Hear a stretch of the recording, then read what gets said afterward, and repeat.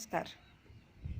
खतरनाक delta variant जो कि कोविड वायरस का एक म्यूटेंट फॉर्म है, इसके भारत की राजधानी दिल्ली तक आ जाने के चर्चे हैं। तो अगर ये दिल्ली तक आ गया है तो ये फैलता फैलता फैलता फैलता बाकी देशों में भी पहुंचेगा। लेकिन अब ये प्रश्न है कि जहाँ पर देश के जिन हिस्सों में कोविड महामारी बनकर फैला था और जहाँ बहुत बड़ा नुकसान कर चुका है, क्या वहाँ भी डेल्टा वेरिएंट इतना ही नुकसान पहुँचा सकेगा जितना कि दूसरी लहर के वायरस ने जो हानि की थी? क्या वैसा होगा? इसकी संभावना क्या उतनी ही है? इसकी संभावना निश्चित ही रूप से कुछ कम अवश्य है, क्योंकि जो लोग बहुत ससेप्टिबल थे या प्रोन थे या मार्केट में निकल रहे थे या बाज़ार जाना और दफ्तर जाना जिनकी बहुत बड़ी मजबूरी थी, उन्हें तो ये वायरस अफेक्ट कर चुका। वो तो अफेक्टेड हो चुके, एक बार पॉजिटिव हो चुके, अपना इलाज करके वो ठीक हो चुके। जो बचे वे ठीक हो गए। तो जो ठीक हुए उन पर यह वायरस उतना असर करेगा? तो इसका उत्तर तो हाँ में नहीं ही होना चाहिए, क्योंकि एक बार वायरस जब शरीर के अंदर आया तो उसने इम्यूनिटी तो दे दी, उसने बहुत सारे एंटीबॉडीज़ बनने का रास्ता बना दिया।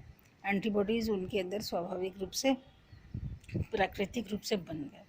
तो जो लोग अफेक्टेड हुए थे वो तो बहुत हद तक बचे रहेंगे, उनके अंदर एंटीबॉडीज़ हैं, और जब अफेक्टेड होंगे तो बहुत हल्का सा असर हो सकता है, बहुत ही हल्का सा असर होगा। और बहुत सारे लोग ऐसे हैं जो कि इम्यूनाइज हो चुके हैं, इम्यूनाइजेशन के कार्यक्रम में हिस्सा लेकर वैक्सीनेट हो चुके हैं, तो उन्होंने भी अपना एंटीबॉडीज़ का इंतज़ाम कर लिया है। तो ये दो कैटेगरी के लोग तो पहले ही हैं जो अलग हो जाते हैं। फिर इम्यूनाइजेशन में भी देखिए, किसी ने 1 डोज़ लिया है, किसी ने 2, तो दोनों ही पर एंटीबॉडीज़ का तो असर रहेगा। एंटीबॉडीज़ तो बन गई, 1 डोज़ लिया हो या 2 लिया हो, प्रभाव तो नए वायरस का कुछ कम ही होगा, यदि हुआ तब भी। तो ये 2 कैटेगरी के लोग अलग हो गए। तीसरी कैटेगरी के वो लोग हैं जिन्होंने इम्यूनिटी की बातें सुन करके, जान करके, पढ़ करके या सलाह पा करके अपने शरीर की इम्यूनिटी और अपने परिवार की इम्यूनिटी बढ़ाने की बहुत कोशिश की है। तो प्राकृतिक कारणों से या फिर दवाओं से बहुत से लोगों ने इम्यूनिटी हासिल करने की भी कोशिश की है। तो ये तीसरी कैटेगरी के लोग हैं जो कि अपनी इम्यूनिटी बिना वायरस से इन्फेक्टेड हुए भी या बिना वैक्सीनेशन के भी कुछ इम्यूनिटी बना ली है। तो अगर इन्होंने अपनी इम्यूनिटी न बनाई होती तो फिर वायरस का असर कुछ ना कुछ ज़्यादा होता, लेकिन ये इम्यूनिटी है जो कि वायरस का असर अब कम होने देगी, कम होकर के आएगा।